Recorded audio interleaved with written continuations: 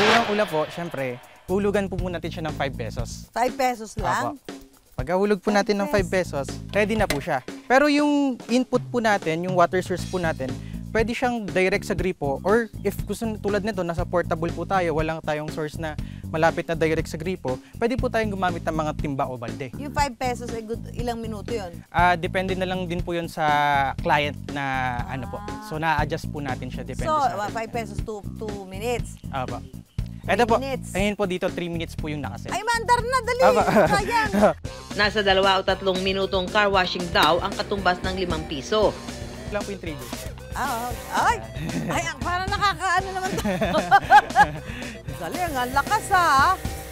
Bali, ito yung pong nozzle na to, naiikot po siya para ma-change din po yung ano niya. Yung lawak. Orientation niya po. Try niyo po. Ay! Parang itong bata to. Galing! Parang nga nasa car wash! Kapag basa na ang sasakyan, oras na para sabunin. Meron din silang sabon na ikinakabit lang sa nozzle kung saan lumalabas ang tubig. Yan na, sabon na siya. Ay, ang sarap naman maglinis ng kotse. Ay, malalapit na.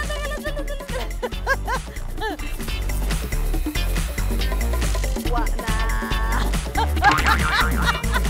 Para malinis ang sasakyan, naka-4 na hulog kami o katumbas ng 20 pesos sa loob ng 12 minuto.